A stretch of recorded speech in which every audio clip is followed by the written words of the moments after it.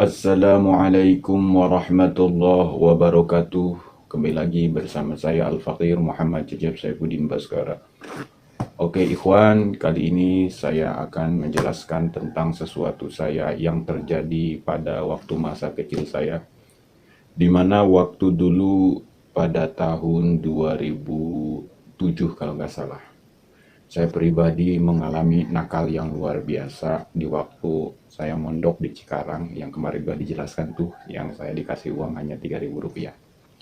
Namun pada hal ini saya akan menjelaskan tentang tindakan kriminal ataupun kenakalan saya di waktu saya mondok di pondok pesantren tersebut, sampai saya pribadi diusir dari sekolahan atau diberhentikan di SD Cempaka 3. Oke, sebelum kita lanjut ke pembahasan yang lebih panjang, maka kita dulu.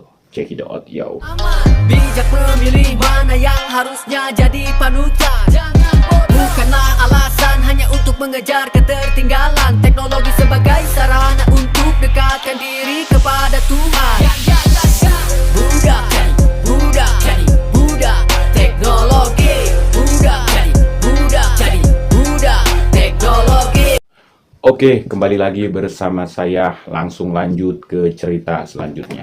Ikhwan, di mana pada tahun 2007, tepatnya saya masih mondok di Pondok Pesantren Tarbiyatul Falah di Kampung Cikarang, Desa Cempaka, Kecamatan Cisoka, Kabupaten Tangerang, Banten.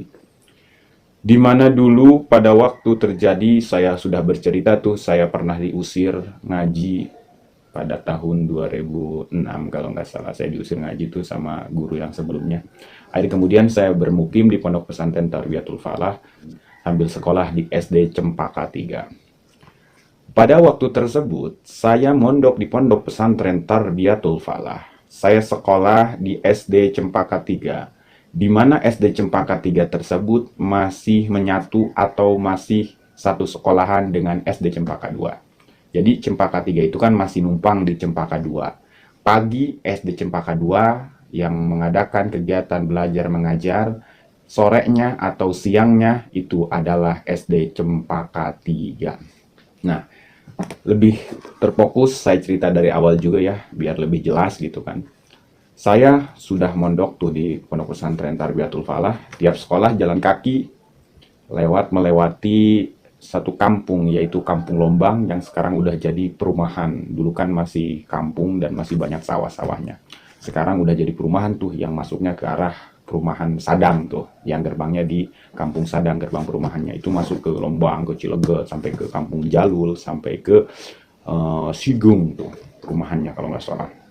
Dan di mana waktu saya SD-nya di Cempaka 3, yaitu siang, paginya adalah SD Cempaka 2. Pribadi saya pada waktu tersebut, langsung ke intinya, langsung singkat cerita aja gitu kan. Saya pentolan gitu, kalau bahasa pentolan yang paling nakal banget gitu kan di SD Cempaka 3 saya pribadi. Walaupun ada yang lain gak parah. Yang lebih utama nakal, saya di SD Cempaka 3 yang belajarnya itu di siang hari. Dan di Cempaka 2 juga ada yang nakal tuh. Yang sekolahnya pagi-pagi ada tuh yang nakal murid. Dia masih orang kampung Cempaka juga. Cuman dia itu sekarang, si orang pentolan di SD Cempaka 2 itu sekarang udah jadi anggota pencaksilat PSHT, bahkan dia memenangkan juara di tingkat provinsi, juara 1 kan. Dimana pada waktu tersebut, SD Cempaka 2 kan pulang tuh pas jam 12. Saya sekolah berangkat. Karena memang dari pendekatan juga saya ke pentolan-pentolan SD Cempaka 2, emang alhamdulillah gitu kan, saya lebih akrab, bukan hanya satu sekolahan doang di Cempaka 3 ke Cempaka 2 juga saya melakukan pendekatan baik kepada murid-murid yang biasa ataupun kepada murid-murid yang nakal. Kemudian SD Cempaka 2 pulang pada saat jam belajar, jam 12 itu pulang, sesudah jam belajar, kemudian saya berangkat. Itu pada nongkrong. Pada nongkrong, anak-anak nakal di SD Cempaka 2. Dan kalau dulu ya, nggak tahu kalau sekarang masih udah lama nggak ke situ, ke SD Cempaka 2. Itu jalan mau masuknya kan lewat sawah. Satu-satunya jalan sebelah situ. Kalau mau lewat lagi belah sono. Sedangkan belah sono kan agak jauh gitu kan, mau lewat sono. Itu yang pulang sekolah SD Cempaka 2, dipalakin tuh sama si, saya sebutkan yang namanya, sama si Pendi. Yang dia mendapatkan juara pencaksilat tingkat provinsi Banten. kalau kemarin tuh dia dapat tuh juara. Pada pulang tuh, murid SD Cempaka 2 dipalakin sama dia, sama teman-temannya kalau nggak salah 5 orang. Saya datang lah, murid-murid, jadi otomatis dia dapat banyak tuh. Murid-murid SD Cempaka 2 dia palakin yang mau pulang. Kemudian murid-murid SD Cempaka 3 yang baru datang, dia palakin juga. Kemudian nggak ada jalan lagi selain jalan situ, sedangkan kan lewat sawah. Nggak jauh sih, sawah juga dekat dari jalan ke sekolah itu, ngelewatin sawah berapa petak doang. Cuman kan posisinya lagi sawah tersebut, lagi posisi tanduran gitu kalau istilah bahasa Sunda, jadi nggak bisa lewat mana-mana. Dan pada waktu tersebut saya datang saya pribadi dengan teman-teman saya yang SD Cempaka 3 datang. Ngelihat si Pendi lagi malakin, apakah saya mencegah? Saya cuma ngomong pas dari situ. Dia nggak berani malakin saya karena dia udah tahu saya itu kan di Cempaka 3 agak pentolan dikit lah. Akhir kemudian anak buahnya kan minta tuh, anak buahnya si Pendi tersebut. Terus sama si Pendi nggak dibolehin dipinta, nggak usah dipinta dia mah, suruh lewat aja.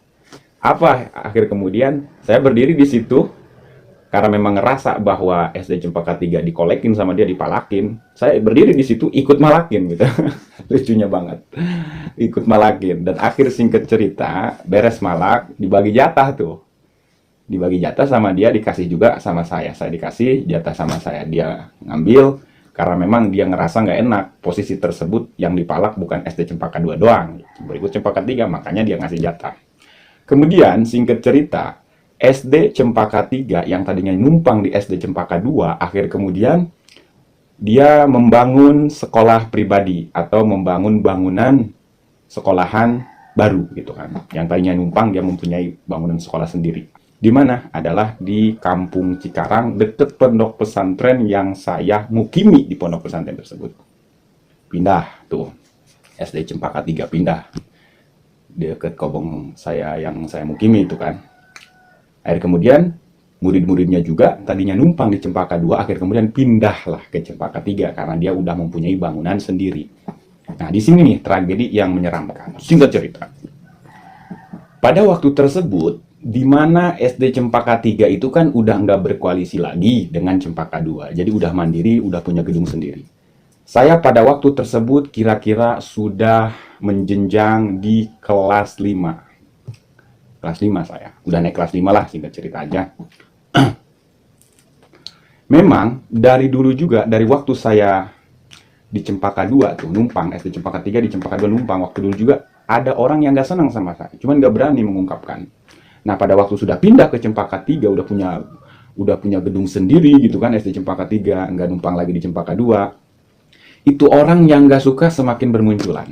Walaupun tidak semuanya pada pribadi saya menzohirkan ataupun di depan saya pribadi gitu kan, terang-terangan benci kepada saya. Memang tidak semuanya, cuman agak bermunculan. Yang dikhawatirkan cemburu sosial dan gengsi juga. Siapa itu? Adalah anak kelas 6. Jadi kelas 5 ke bawah tuh, kelas 4, kemudian kelas 3, kelas 2, kelas 1, itu dapat direkrut sama saya pribadi. Tidak ada yang berani sama saya. Anak SD tersebut dari kelas 4, kelas 3, kelas 2, kelas 1. Bahkan sekelas saya juga nggak ada yang berani. Namun kan ada ketua OSIS gitu kan, ada yang sering main di luar juga kayak anak kelas 6. Ada yang nggak suka sama saya karena dengan pribadi saya, bukan karena saya sombong atau gimana, karena terlalu banyak orang mengikuti saya, terlalu banyak orang yang ikut sama saya, lebih pro gitu kan. Sampai di suatu hari, ada alumni daripada SD Cempaka 3 main tuh ke SD tersebut. Anak kelas 6 yang masih orang kampung situ bilang sama alumni tersebut, alumni SD, bahasa orang teh malur gitu, bah, "Woi, ayah budak tuh orang ngalunjak tak budak kabeh jelema direkrut kumaha eueuh be cenah kelasan kelas genep maka ka kelas secara becing eueuh anu berkoar teh kitu eleh kumanehna teu aktif dina bidang naon ari manehna mah sombong jah sacenah kabeh ka maena be ilu ka maena ngaran maena ku harum-harum teuing cik paribasa eueuh anu teu pro ka maena kabeh pro ngalunjak tak budak." Kemudian si alumni tersebut memberikan suatu pendapat, suatu statement bahwa atuh puguh si hayang kumaha ka maena Aju cek si jelema tersebut kan kelas genep. Geus mending gebugan bayu cenah. Udah mending gebugin aja. Di mana kayak ketemuin biar peringatan sama dia. Akhir kemudian itu jadi awalnya sih di sekolahan gitu karena nggak sukanya. Berhubung itu masih satu kampung dengan pondok pesantren saya pribadi, itu masalah yang awalnya hanya nggak suka kepada pribadi saya sampai ke kampung masalahnya. Pada suatu hari, ada alumni daripada SD Cempaka 3 tersebut yang meninggal dunia, tetehnya, bukan dianya, tetehnya. Dan kemudian acara tahlilan. Otomatis kan di pondok pesantren saya pribadi pada ngeriungkan tahlilan tuh ke Cikarang sebelah sono. Saya kan masuknya Cikarang sebelah utara atau yang disebut dengan Cikarang Kaler. Kemudian ngeriunglah dengan rombongan santri, rombongan dari Cikarang Kaler ke Cikarang Kidul tuh. Ngeriunglah. Pada waktu ngeriung tersebut ternyata udah dipasang strategi alumni SD Cempaka 3 mau mengintimidasi saya, mau berbuat kontak fisik dengan saya. Setelah beres acara tahlilan pada malam pertama di tetehnya orang tersebut, pulanglah saya. Itu udah pada nunggu, masih daerah Cikarang Kidul juga. Udah nunggu, pada ngumpet aja di semak-semak gitu kan. Udah gitu, ada yang bilang, bos, si Obo ini udah datang. Pas saya datang, langsung berdiri semua 5 orang ngegebukin saya. Otomatis kan saya pribadi kalau misalnya sejajar, mungkin walaupun 5 orang saya bisa gitu kan untuk berantem bahkan bisa menang. Tapi itu mah bukan sejajar. Yang ngegebukin saya itu ada yang udah SMP, ada yang udah SMA. Posisi saya itu masih SD kelas 5. Otomatis kan wajar dong kalah, udah sama dia 5 orang gitu kan. Udah gitu saya pulanglah ke Kobong tuh, ke Cikarang Kaler ya. Maka saya mengadakan musyawarah, berdiskusi dengan teman-teman saya, baik yang satu pondok pesantren yang sekolah di SD Cempaka 3 ataupun yang tidak mondok di pondok pesantren Tarbiyatul Falah tapi dia SD-nya di Cempaka 3. Dan banyak pendapat, kurang lebih ada 5 orang tuh yang berdiskusi, udah gebugin aja katanya, atau kita ributin aja gitu.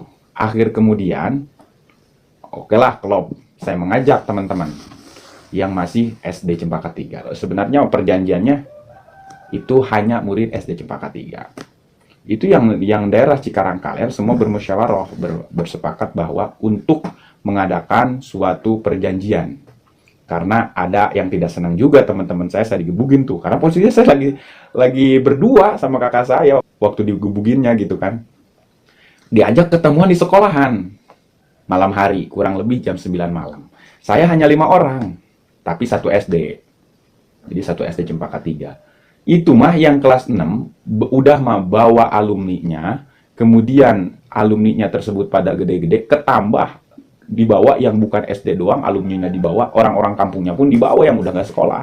Pas saya ketemuan di SD tersebut pada malam hari, saya pribadi kan cemas gitu. Saya pribadi kan kaget gitu. Wih, kok nggak sesuai perjanjian gitu kan. Saya pribadi kan mengadakan suatu usulan perjanjian dengan mereka bahwa hanya SD Cempaka 3, mau kelas berapapun. Otomatis kan kelas 6 kan, dia pribadi mah yang kelas 5 ke bawah mah nggak bisa diatur. Orang saya yang ngaturnya, ngendaliinnya gitu kan. Saya berantem lah dengan orang-orang tersebut, duel. Ada juga yang dari kelas 4 gitu yang nggak senang sama saya ikut ke kelompok dia, hanya 1 orang 2 orang. Mengadakanlah suatu duel, 5 orang tersebut, pribadi saya, dengan mereka harus 5 orang lagi. Musyawarah lah di situ. Oke, nggak apa-apa, kata saya pribadi, walaupun kalian semua datang, kurang lebih satu kampung, ada 20 orang begitu kan. Saya pribadi hanya 5 orang, oke nggak apa-apa, kalau nonton doang, asalkan yang berantem, yang saya ada di sini dan hanya 5 orang. Saya 5 orang, itu 5 orang. Oke, berantemlah 5 orang. 1 lawan 1. Pada dasar kemudian, nyatanya memang udah direncanain juga oleh mereka.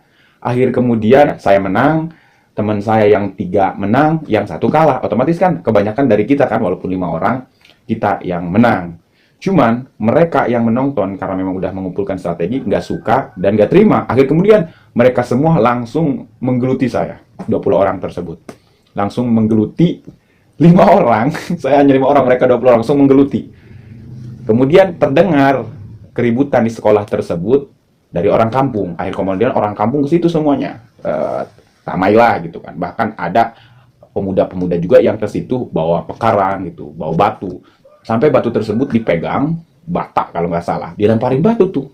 Anak-anak yang ada di situ, yang lagi ribut. Pas ribut ricu itu 20 orang lawan 5 orang. Akhir kemudian banyak yang kena juga, termasuk kakak saya pribadi juga kena pada waktu tersebut ininya. Langsung diurut ya. Singkat cerita, karena memang ini tadinya masalah di sekolahan, yang awalnya itu kan gak suka, kemudian jadi masalah di kampung, akhir kemudian balik lagi masalahnya ke sekolahan. Nah, di sini inti pribadi saya yang mau melakukan kriminal, yaitu mau membacok seseorang.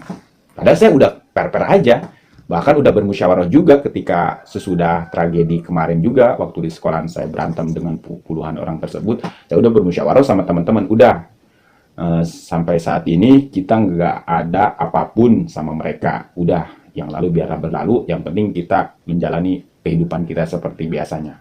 Walaupun mereka melakukan apapun, kita diam aja. Tapi kalau keterlaluan baru kita berontak. Oke, siap, santai-santai aja. Anggap aja udah nggak ada masalah gitu. Walaupun nggak ada klarifikasi juga sama mereka.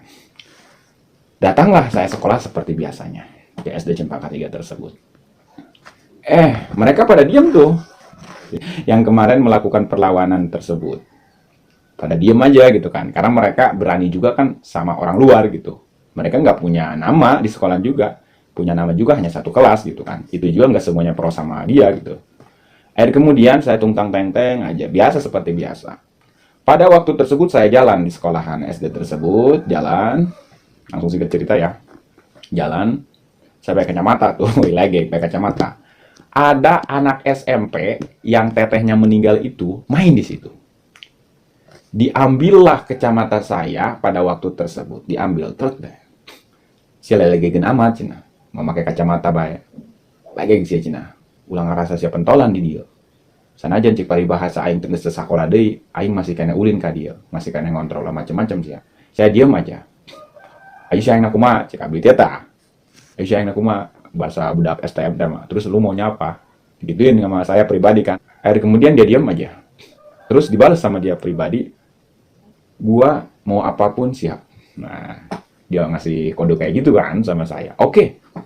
Saya pribadi diam di situ, kemudian saya pulang pas istirahat.